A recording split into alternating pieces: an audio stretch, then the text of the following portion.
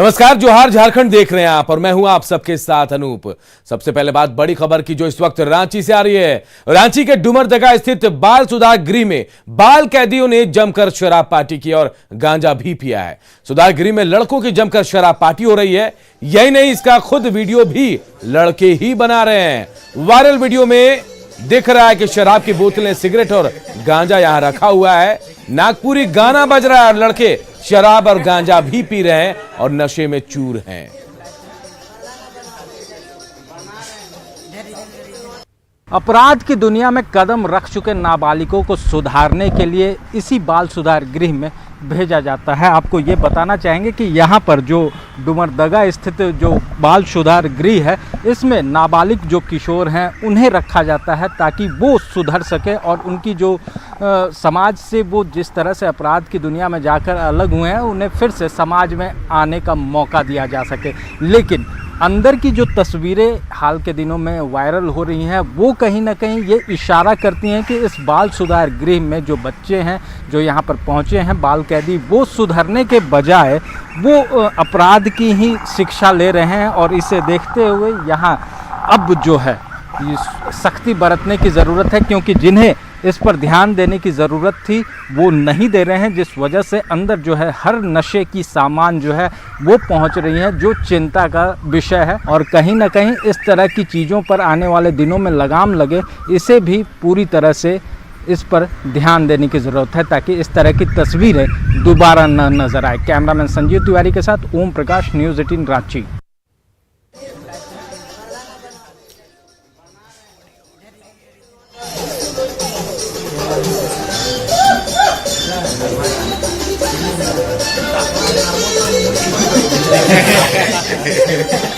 ये तस्वीर डुमरजगा सुधार गृह में शराब पार्टी हुई है। ये वो बच्चे हैं जो बचपन में अपराध करते हैं और इनको सुधारने के लिए बाल सुधार गृह में रखा जाता है। लेकिन यहाँ देखिए, इस बाल सुधार गृह में गांजा शराब की पार्टी चल रही है और बाकायदा इसका वीडियो भी बनाया है। जिन लोगों ने पार्टी की है उन्हीं लोगों ने वीडियो बनाया है और अब ये सोशल मीडिया में तेजी से वायरल भी हो रहा है। और देखिए, इस तस्वीर के सामने आने के बाद कई सवाल उठ रहे हैं। सवाल ये कि सुधार गृह में आखिर शराब और गांजा कैसे पहुंचा? अधिकारियों को इसकी भनक आखिर क्यों नहीं लग पाई? और जो बच्चे अंदर हैं, उनके पास नशे का सामान आखिर किसने पहुंचाया? लड़कों के पास मोबाइल फोन कैसे पहुंचा, जबकि पाबंदी है कि बाल सुधार गृह में मोबाइल नहीं पहुंचेगा, नहीं रखा जाएगा। और जिनकी जिम्मेदारी है उन पर कब कार्रवाई होगी? हालांकि बड़ी कह सकते हैं ये गैर जिम्मेदाराना कार्रवाई, और उस पर अब जो लोग जिम्मेदार हैं उन पर कार्रवाई होनी चाहिए। और हमारे साथ इसी खबर पर ओम प्रकाश जुड़े हुए हैं सीधे हमारे साथ। ओम प्रकाश, वक्त हो गया, क्या जानकारी मिल पाई? किसने ये गांजे और शराब की खेप पहुंचाई? मोबाइल कैसे पहुंचा? कुछ तो जानकारी निकलकर सामने आई होगी अब तक। जी, हमें बता दें कि जिस तरह से ये पूरा वीडियो बाहर आया, जैसे ही वायरल हुआ है और उसके बाद हमारे भी स्क्रीन पर दिखा गया, अधिकारियों से जब इस बाबत हमने बात की तो कहीं ना कहीं कहा जाए तो पूरा महकमा जो है वो काफ़ी सक्रिय हो गया इस पूरे मसले को लेकर। और एसडीएम हो, मजिस्ट्रेट हो, सिटी एसपी हो या जो सदर इलाके के डीएसपी हो या थाना प्रभारी, तमाम लोग जो हैं वो इसी बाल सुधार गृह में पहुंचे हैं और यहाँ पर फिलहाल छापेमारी की जा रही है। सबसे बड़ा सवाल है कि आखिर ये तमाम चीज़ें जो हैं, जो कि नशे की हैं या फिर मोबाइल फ़ोन अंदर कैसे पहुंचा, इस तमाम चीज़ों पर जानकारी ली जा रही है, छापेमारी की जा रही है। क्या क्या अंदर है, उन तमाम चीज़ों की फिलहाल छापेमारी चल रही है। लेकिन इसमें सबसे बड़ी बात यह है कि कहीं ना कहीं बाल सुधार गृह के जो सुरक्षा में तैनात लोग हैं वो सवालों के घेरे में है, क्योंकि अगर उनकी मिलीभगत नहीं होती ये तमाम चीज़ें अंदर नहीं पहुंच पाती। तो ये चीज़ें जो हैं वो साफ तौर से बताती हैं कि बाल सुधार गृह जो है वो अपराधियों को, मतलब कहा जाए तो नाबालिगों को सुधारने के लिए नहीं, यहाँ पर अगर कहा जाए तो उन्हें अपराध की ट्रेनिंग दी जा रही है। जिस तरह का विजुअल सामने आया है वो यही बताता है कि उन्हें यहाँ पर ट्रेनिंग दी जा रही है। बिल्कुल और हैरान इसी को करने वाली लेकर ये खबर तमाम है। अधिकारी और पहली बार नहीं है ओम प्रकाश जब बाल सुधार गृह रांची का विवादों में आए। इससे पहले भी कई बार ऐसी खबरें आई जब यहाँ के बच्चे घर तक चले जाते हैं और घर से वापस भी आ जाते हैं, तब भी विवादों में आया था। और अब जब गांजे और शराब के अंदर पार्टी हो रही है, ये तस्वीरें वायरल हो गई इसलिए सामने आई। ऐसी कई बार ऐसी पार्टियां होती होंगी, जिम्मेदार वहीं के लोग हैं, क्या उन पर कार्रवाई होगी?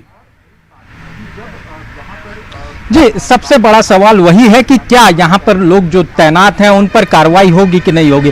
तो हमारी जो अधिकारियों से बात हुई है, साफ तौर से उनका कहना है कि इस बार कार्रवाई जरूर होगी। तो कार्रवाई का इंतजार है कि किन किन लोगों पर इसकी गाज गिरती है, क्योंकि कहीं ना कहीं तमाम लोग जो हैं यहाँ पर तैनात, उनकी जिम्मेवारी और जवाबदेही सबसे ज्यादा है। और उन्हीं की मिलीभगत से ये पूरा जो ओम प्रकाश, सबसे ज्यादा सवालों के घेरे में वार्डन होते हैं। कौन है वार्डन? क्या उनको जानकारी नहीं थी इन तमाम चीजों की?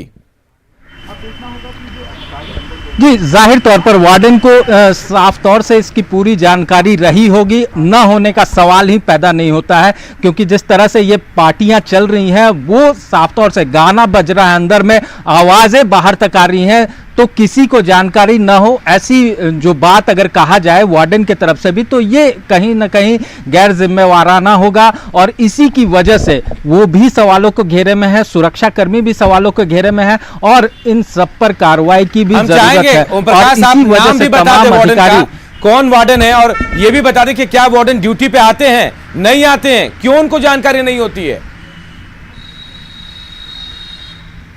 जी, जाहिर तौर पर वार्डन जो हैं उनके साफ तौर से यहाँ पर जो बात किया गया, उनका साफ तौर से कहना है कि वार्डन प्रतिदिन आते हैं और यहाँ पर जानकारी लेते हैं, इस तरह की बातें कही गई हैं। आपको यह भी बता दें कि इस पूरे मामले में जो मजिस्ट्रेट हैं निकिता कुमारी, जो यहाँ की प्रिंसिपल सेक्रेटरी भी हैं, वो भी पहुँची हुई हैं और पूरी तरह से जो मामले की जांच है वो की जा रही है। तो अभी थोड़ा सा इंतज़ार करना होगा अनूप, हमें भी, क्योंकि अभी जब अधिकारी जो हैं वो बाहर निकलेंगे उसके बाद ही ये तमाम चीज़ें भी बाहर आ पाएंगी कि आखिर जिम्मेवारी किनकी है। जो रिपोर्ट तैयार होगा उसमें किन लोगों का नाम रखा गया है और किस तरह से किन लोगों को इसमें सवालों को घेरे में डाला गया और क्या कुछ बरामदगी जो है वो अंदर से अब हो पाई है। तो इसके लिए थोड़ा सा इंतजार का प्रशासन है ही, लेकिन अब यह भी कहा जा रहा है कि ऐसे में बच्चे कैसे सुधरेंगे। यहां तो अपराध की तालीम लेंगे और अपराधी बनकर निकलेंगे। बहुत बहुत शुक्रिया आपका इस तमाम जानकारी के लिए। इधर झारखंड में कोरोना संक्रमित मरीजों की संख्या में लगातार कमी को देखते हुए झारखंड सरकार आज बड़ा फैसला ले सकती है। दरअसल सरकार अनलॉक 2 की तैयारी कर रही है, जिसमें काफी पाबंदियां हटाई जाएंगी। आज राज्य आपदा प्राधिकार की बैठक में इस पर फैसला लिया जाएगा, जिसमें कुछ और ढील मिलने की संभावना है। मुख्यमंत्री की अध्यक्षता में होने वाली आपदा प्रबंधन की बैठक में सभी जिलों की समीक्षा के बाद अनलॉक 2 को लेकर फैसला लिया जाएगा। अनलॉक 2 में रांची सहित सभी जिलों में कपड़ा, ज्वेलरी, चप्पल आदि की दुकानें खुलने की संभावना है। तो देखिए, झारखंड में अनलॉक 2 की तैयारी चल रही है। 10 जून से अनलॉक 2 में छूट दी जा सकती है, पाबंदियों में छूट मिल सकती है, यह कहा जा रहा है, क्योंकि आज आपदा प्रबंधन विभाग की बैठक है, जिसके बाद यह फैसला लिया जाएगा। राज्य आपदा प्राधिकार की बैठक है आज और वहीं तय होगा कि क्या छूट मिलेगी। हालांकि यह भी कहा जा रहा है कि अनलॉक 1 से सरकार संतुष्ट है और उसके बाद अब राहत देने की कोशिश की जा रही है। दुकानें जो है 2 बजे के बजाय अब शाम 6 बजे तक खुलने की संभावना जताई जा रही है कि यह छूट अब दुकानदारों को, ग्राहकों को मिल सकती है। कपड़ा और दूसरे दुकानों को भी खोला जा सकता है। अभी तक पाबंदियां थी इन दुकानों पर, लेकिन अब इन्हें छूट मिल सकती है। और कोरोना संक्रमितों की संख्या में लगातार कमी आ रही है, यही वजह है कि सरकार अब रियायत देने के मूड में है। वहीं 10 जून से अनलॉक 2 में छूट मिलने को लेकर रांची के कई दुकानदारों ने कहा कि सरकार को गाइडलाइन के तहत खुद कुछ छूट जो है देनी चाहिए, ताकि लोगों को रोजगार मिल सके। रांची के दुकानदारों से बातचीत के हमारे सहयोगी निरंजन ने। बढ़ते संक्रमण प्रभाव को लेकर राज्य में लॉकडाउन जारी है, अनलॉक की प्रक्रिया भी शुरू हो चुकी है। अभी देखें तो फिलहाल वक्त है सुबह का और 2 बजे तक ये दुकान खुलने की सरकार का आदेश है। हो सकता है कि 10 तारीख से यानी परसों से अनलॉक की प्रक्रिया जो है उसको बढ़ाया जाएगा। ये फैसला आज किसी भी समय मुख्यमंत्री अपनी बैठक में ले सकते हैं। इसी को लेकर मैं जिस जगह खड़ा हूं वहां आप देख सकते हैं कि दुकान के शटर बंद हैं और रांची का मेन रोड का यह महत्वपूर्ण दुकान है। यहाँ कई ऐसे लोग बैठे हुए हैं जो कहीं न कहीं किसी रोजगार से संबंधित रखते हैं, अपने रोजगार से जुड़े हुए हैं और अपने रोजगार के जरिए कई लोगों को रोजगार भी देते हैं। छोटे छोटे दुकानदारों को देते हैं, बड़े होलसेलर हैं, एजेंसी है। सीधे बात करेंगे इनसे जो आसपास पड़ोस के रहने वाले हैं। आप ये बताएं कि सीएम आज बैठक करने वाले हैं और अनलॉक का जो प्रक्रिया है अभी 2 बजे तक है, उसको बढ़ाने की छूट कवायद की शुरू हो चुकी है। इसका प्रभाव कितना पड़ा है और कितना पड़ने वाला है? देखिए, सबसे पहले बात की जो झारखंड सरकार ने फैसला लिया लॉकडाउन का, वो बहुत ही ऐतिहासिक फैसला था और उसका सारे लोगों ने स्वागत किया और उसका नतीजा भी हम लोगों को देखने को मिला कि जो हमारे जो कोरोना का वबा था वो उसको रोकने में झारखंड सरकार और समाज के लोगों ने मिलजुल कर बहुत अच्छा योगदान दिया। लेकिन जो आर्थिक स्थिति है पूरी तरह से चरमरा गई है। ऐसे में हम लोगों को चाहिए, सरकार को चाहिए कि वो अनलॉक प्रक्रिया को थोड़ा आगे बढ़ाए। जनता हमारा जो राज्य सरकार के अधीन है, उनका 30 से 40% लोग खाने दाना का मोहताज है और हमारा जो राज्य के जनता है, खास करके गरीब लोगों को, चाहे मुस्लिम कम्युनिटी को हो, हिंदू कम्युनिटी को हो, जिनको समझ में आ रहा है वो मदद कर रहे हैं और सरकार भी मदद कर रही है। सबसे देखिए आवश्यक चीज़ है खाना पीना। इसका इंतज़ाम अगर सरकार करती है, गरीबी स्तर से जो नीचे लोग हैं, लॉकडाउन बढ़ा दे, उसमें कोई दिक्कत की बात नहीं है। विश्व प्रसिद्ध श्रावणी मेला बाबा बैद्यनाथ धाम में पिछले साल कोरोना महामारी के कारण स्थगित कर दिया गया था। वहीं इस साल कोरोना की दूसरी लहर को लेकर श्रावणी मेला पर संशय बरकरार है। ऐसे में मंदिर पर आश्रित लोगों की स्थिति खराब हो गई। दुकानें बंद होने से दुकानदारों को काफी नुकसान हो रहा है। दुकानदारों से बातचीत की हमारे सहयोगी मनीष दुबे ने। महामारी के कारण पिछले वर्ष श्रावणी मेला कोरोना के भेंट चढ़ गया था। इस वर्ष भी कोरोना की दूसरी लहर के कारण अब तक श्रावणी मेला 2021 पर संशय बरकरार है। इस वक्त हम खड़े हैं मंदिर के सिंह द्वार पर और कुछ तीर्थ पुरोहित समाज के लोग भी हमारे साथ हैं। उनसे हम जानेंगे और उनसे उनकी राय लेंगे कि क्या इस वर्ष श्रावणी मेला लगना चाहिए और अगर लगना चाहिए तो किस तरह से। तो हम यही कहेंगे, जब तक सब आदमी इंजेक्शन नहीं ले लेता है तब तक श्रावणी मेला के विषय में सोचना गलत है। इंजेक्शन ले लेगा, जैसे कल हमने समाचार में देखा जो 1 लाख का अब है रोग, पहले 4 लाख था, अब 1 लाख और धीरे धीरे घटिए रहा है। लेकिन इसमें निर्णय लेने का अधिकार हमारे महामंत्री जी को है। दिक्कत तो बहुत है, तो देख ही रहे हैं। अगर पिछले 1 साल तो सावन नहीं लगा, इस बार नहीं लगा, तो मुझे लगता है कि 80% लोग रोड पे आ जाएंगे। उन्हें लोगों के पास हाथ फैलाना पड़ेगा, इसके सिवा कोई रास्ता नहीं। इसलिए सरकार एक उचित व्यवस्था करके सोशल डिस्टेंसिंग के साथ वैक्सीनेशन जितना ज़्यादा से ज़्यादा हो सके करा के श्रावणी मेला का आयोजन करना चाहिए। सोशल डिस्टेंसिंग वैक्सीनेशन का कार्य करने के बाद ताकि लोग भी सुरक्षित रहे और इन पे जो आर्थिक मार पड़ी है उसे रोका जा सके। Manish Dubey, news 18, Deoghar. Team India के पूर्व कप्तान महेंद्र सिंह धोनी की पत्नी साक्षी धोनी इन दिनों अपने पालतू जानवरों के साथ वक्त गुजार रही हैं। रांची में सैम्बो फार्म हाउस में साक्षी धोनी अपने घोड़े चेतक को खाना खिला रही है। साक्षी चेतक को लगाम के जरिए कंट्रोल करती नजर भी आ रही हैं। तो तस्वीरें देखिए रांची के सैम्बो फार्म के धोनी के फार्म हाउस की, जहां खुद साक्षी धोनी पहुंची है और चेतक जो घोड़ा है उसे खाना खिला रही हैं। काफी टाइम इस वक्त साक्षी जो है अपने पालतू घर के जो जानवर उनके साथ बिता रही हैं और सैम्बो फार्म में खुद पहुंची और चेतक को खाना भी खिलाया। यहाँ से टाइट करना होगा, देखो हम खोल के टाइट कर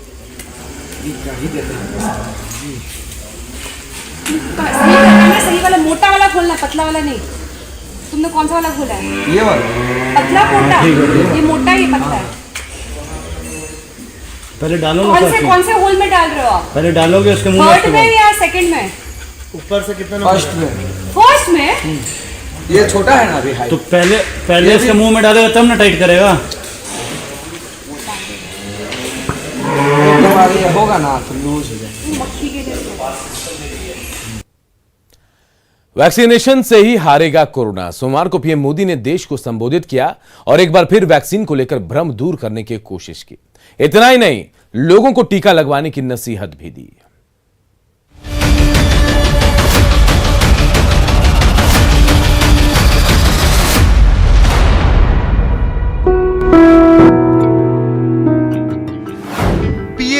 का वैक्सीनेशन मंत्र, मौका मिलते ही वैक्सीन लगवाइए। वैक्सीन है ब्रह्मास्त्र, इसे न गंवाइए। आज जब मैं आपसे बात कर रहा हूं तो देश में 23 करोड़ से ज्यादा वैक्सीन की डोज दी जा चुकी है। टीकाकरण के आंकड़े बढ़ते जा रहे हैं, रोज नए इतिहास बनते जा रहे हैं, लेकिन मंजिल अभी बहुत दूर है। अभी तो करीब 4 गुने से अधिक लोगों का टीकाकरण होना बाकी है और ये तभी होगा जब लोग वैक्सीनेशन को लेकर सकारात्मक होंगे। इस लड़ाई में वैक्सीन हमारे लिए सुरक्षा कवच की तरह है। आज पूरे विश्व में वैक्सीन के लिए जो मांग है उसकी तुलना में उत्पादन करने वाले देश और वैक्सीन बनाने वाली कंपनियां बहुत कम है। वैक्सीनेशन की 100% सफलता के लिए इसकी उपलब्धता भी बेहद जरूरी है और पीएम मोदी की माने तो देश जल्द ही टीके की कमी को दूर कर लेगा। कैसे, ये आप खुद सुन लीजिए। भारत ने 1 साल के भीतर ही एक नहीं बल्कि 2 made in India vaccine launch कर दी। आज देश में 7 कंपनियां विभिन्न प्रकार की वैक्सीन का प्रोडक्शन कर रही है। कोरोना की दूसरी लहर ने दहशत पैदा कर दी है। इसकी वजह से टीकाकरण को लेकर जागरूकता बढ़ी है। लोग अब टीका लेना चाहते हैं, बड़ी बेसब्री से अपने मौके का इंतजार कर रहे हैं। लेकिन एक टेंशन अभी परेशान किए हुए है, वो है तीसरी लहर, जिसको लेकर कई तरह की आशंकाएं जताई गई हैं। कुछ एक्सपर्ट्स द्वारा हमारे बच्चों को लेकर भी चिंता जताई गई है। इस दिशा में भी 2 वैक्सीन का ट्रायल तेजी से चल रहा है।